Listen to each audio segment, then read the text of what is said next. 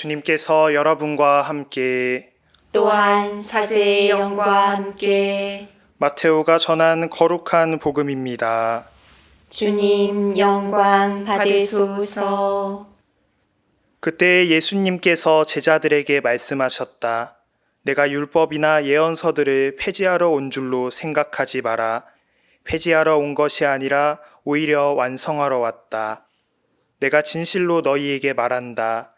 하늘과 땅이 없어지기 전에는 모든 것이 이루어질 때까지 율법에서 한자 한 획도 없어지지 않을 것이다.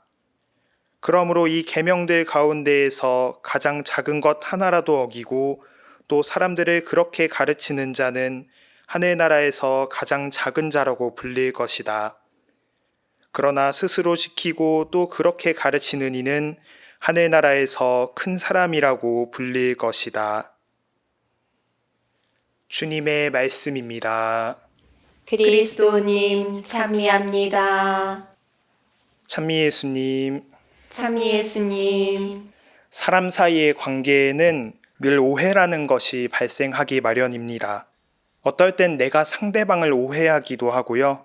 또 누군가로부터 내가 오해를 받는 경우도 우리 일상에는 자주 있습니다. 말 한마디 나누지 않아도 오해는 발생합니다. 제가 신학생 시절에 30일 피정에 들어갔던 적이 있습니다.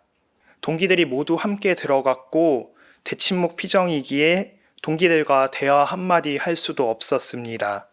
눈 마주치는 것도 가능한 피하면서 그렇게 한 달가량의 시간을 보냈습니다. 30일 동안 하는 대침묵 피정이라는 것이 마냥 쉬운 것은 아니라서 저는 매번 기도가 끝날 때마다 건물 옥상 꼭대기로 올라갔었습니다. 옥상 꼭대기로 올라가면 바람도 정말 시원하게 불었고 시야가 탁 트여서 말도 못하고 나가지도 못해 답답했던 마음이 해소되었기 때문입니다.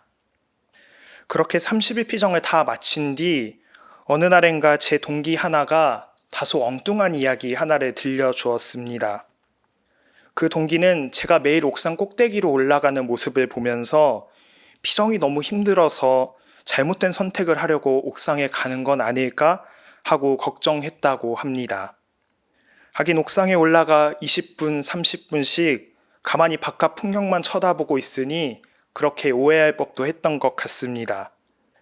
저한테는 평화로웠던 그 순간이 누군가한테는 위태로운 순간으로 보였나 봅니다. 그렇게 말 한마디 없던 그곳에서도 오해는 발생했었습니다. 다행히 신학교에서 몇 년을 같이 지낸 사이라 서로를 너무나 잘 알았고 대화 조금만 나누면 해결될 정말 사소한 오해였는데 대화를 하지 못하니까 그런 오해들도 생겨났던 것 같습니다. 대화가 없이도 생겨났던 그 오해는 단 1분간의 대화로 서로 웃으면서 모두 해소되었습니다. 오늘 복음에서 예수님께서는 제자들에게 내가 율법이나 예언서들을 폐지하러 온 줄로 생각하지 마라. 폐지하러 온 것이 아니라 오히려 완성하러 왔다 하고 말씀하십니다. 그 당시 정말 많은 사람들이 예수님을 오해했던 것 같습니다. 예수님께서 죄인들 그리고 병자들과 함께 하시는 모습을 보면서 또 율법학자들과 바리사이들과 논쟁을 펼치는 모습을 보면서 사람들은 예수님을 율법을 폐지하러 온 사람으로 오해했을 것 같습니다. 결정적으로는 하느님이 아닌데 하느님이라 칭한다는 사람들의 그 오해 때문에 예수님께서 십자가에 못 박혀 돌아가시고 묻히셨습니다. 그래서 예수님께서는 먼저 제자들이 예수님을 오해하지 않도록 일러주십니다. 제자들이 예수님의 행동을 보고 율법과 예언서의 폐지라고 오해하지 않도록 그렇다고 한 글자 한 글자 지켜나가는 율법주의에도 빠지지 않도록 말씀하시면서 율법과 예언서의 완성에 대해 생각해 볼 수 있도록 제자들을 이끌어 주십니다. 예수님께서 그러셨듯이 우리도 지내다 보면 오해받으며 살 때도 많고 누군가를 오해하며 살 때도 참 많습니다. 그런 일들에 시달릴 때마다 내가 사람들하고 거리를 두면 덜 오해를 할 것 같고 대화를 섞지 않는 것이 오해하지 않고 죄짓지 않는 방법이 아닐까 하고 느껴지지만 만남과 대화 없는 삶에 오해가 사라지는 것은 아닙니다. 또 오해가 생기지 않도록 그 모든 가능성을 차단하면서 살아간다는 것도 분명 쉬운 일은 아닐 것입니다. 가장 중요한 것은 내가 오해가 생기고 깊어지려고 할 때 용기를 가지고 만남과 대화를 통해 그것을 풀어나가는 것입니다. 모든 오해가 풀리지는 않겠지만 분명히 상당히 많은 것들이 해소될 것입니다.